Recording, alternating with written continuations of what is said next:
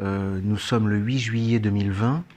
Alain Soral a été cité à comparaître aujourd'hui pour 2 affaires et j'étais moi-même convoqué en tant que son avocat, hein, j'avais un pouvoir pour le représenter.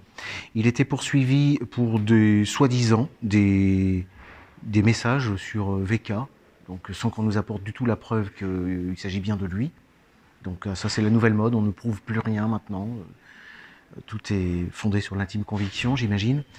On avait des messages de 2019, de novembre, un le 11 novembre, où cette personne, donc, dont on suppose que c'est Soral, d'après le parquet, et, en tout cas, il y avait un article qui était relayé sur le 11 septembre, et il était indiqué, entre autres, hein, tout est juif dans le 11 septembre. Ça, c'était le premier dossier. Et puis l'autre dossier, c'était, je ne sais pas si vous vous en souvenez, au sujet d'une association, j'oublie laquelle, mais on pourra retrouver, qui avait fait des démarches pour qu'en langage des signes, le mot juif ne soit plus signifié par le geste nez crochu. Voilà. Vous savez qu'en langage des signes, je sais dire au moins 2 gestes, hein, il y a celui-là, puis il y a quenelle aussi. La quenelle, c'est comme ça. Bon. Voilà, j'ai appris ça à Colmar.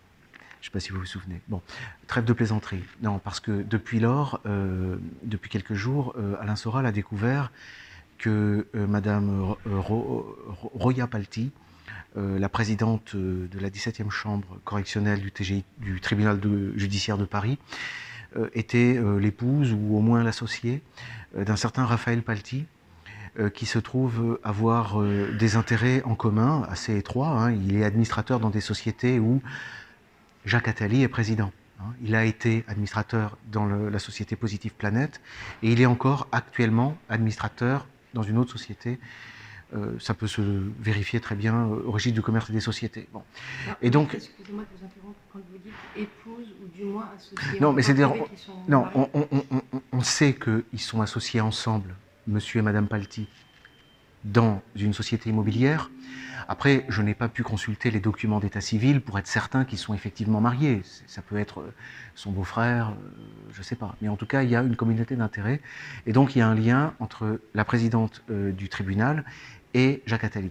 Hein, une proximité. Par ailleurs, personne n'ignore qu'il y a un soupçon d'inimitié, réciproque peut-être, entre Jacques Attali et Alain Soral. Je rappelle que mon client, Alain Soral, a été condamné à plusieurs reprises, au moins 4, hein, pour avoir relayé sur le site de R, soi-disant, hein, parce qu'on lui prête aussi la qualité d'être directeur de la publication, des caricatures de Jacques Attali, hein, dont certaines le représentaient en cafard avec une étoile de David. Bon.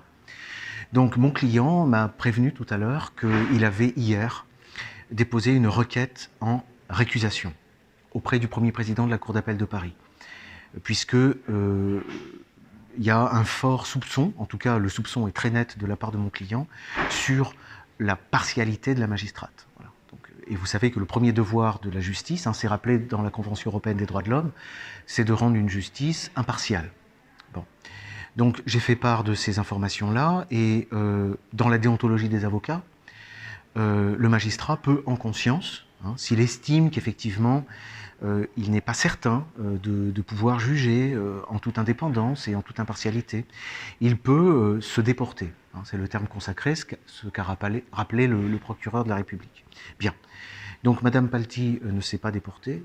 Donc moi, pour ma part, je me suis retiré de l'audience. Hein. Je pense que ce n'est pas la peine de prêter plus longtemps, d'être présent comme ça dans des audiences qui s'avèrent, pardon, hein, mais relever plus que d'autres choses, quoi. Alors, si je peux me permettre mettre cette question, j'imagine que ce genre de situation doit être assez rare. Très rare. Hein, on a quand même senti qu'elle était mal à l'aise, elle ne s'attendait sûrement pas à ça. On le serait à moins. L'avocat de la partie adverse a voulu à un moment donné interférer, vous l'avez remis à sa place en lui disant que c'était pas...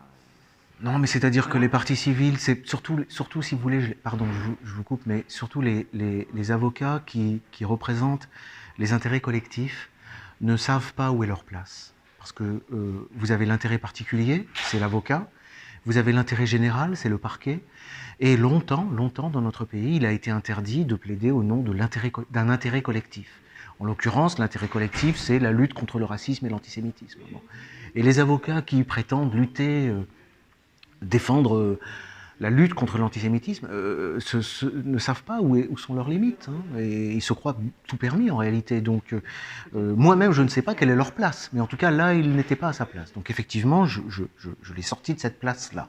Voilà, il n'avait pas à interférer, il estimait qu'il aurait dû être au courant, etc. Enfin. Sinon, vous avez dit à la juge qu'il y avait 2 sociétés dans lesquelles son... 2 sociétés, oui. Voilà, elle en a reconnu une en disant que son mari... Oui, mais alors, mon client a donné les documents.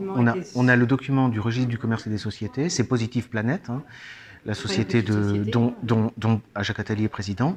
Et effectivement, en 2017, Raphaël Palti est démissionnaire. Néanmoins, je vais faire remarquer à la magistrate que dans les pièces, il y avait également une autre société, dont le nom m'échappe à l'instant, mais je peux le donner. Et là, voilà, Planète Finance Social Business. Et là, le RCS a été consulté par mon client voici 2 jours, si ce n'est pas hier.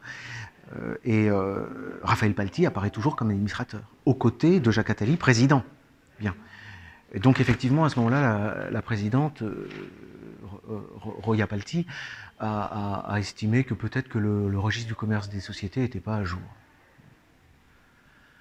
Bon, voilà. Elle n'a pas mis en bloc.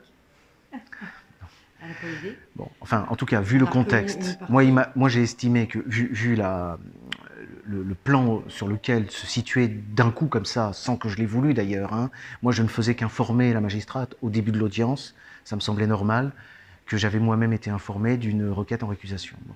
Mais vu le tour des événements, j'ai pensé que moi je ne pouvais pas continuer à être présent, à plaider, etc. Donc voilà. Alors, on se faisait remarquer en parlant de tout ça, en sortant de l'audience, qu'effectivement, est-ce que c'est à elle de juger si elle doit rester ou pas? Alors il y a 2 niveaux. Vous avez la récusation. La récusation, ça relève du premier président de la Cour d'appel. C'est lui qui décide s'il la récuse ou pas. Alors nous allons voir ce qui va advenir. Hein. Pour l'instant, on n'en sait rien. Après, il y a la déportation. Et la déportation, c'est le magistrat qui discrétionnairement, lui-même, face à sa conscience, estime si il y a un risque qu'il soit impartial ou pas. Bon. Et ça, par contre, c'est contrôlé de manière déontologique. C'est pour ça que mon client, Alain Soral, m'a prévenu de ce que si jamais la magistrate ne se déportait pas, dans la foulée, il déposerait une plainte devant le Conseil supérieur de la magistrature. Donc c'est ce qui va se faire, une plainte déontologique, c'est-à-dire qui fait appel au devoir du magistrat, quoi.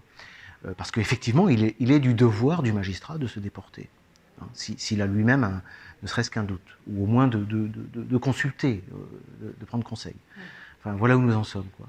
D'ailleurs, avant de quitter la salle, vous avez mis la présidente...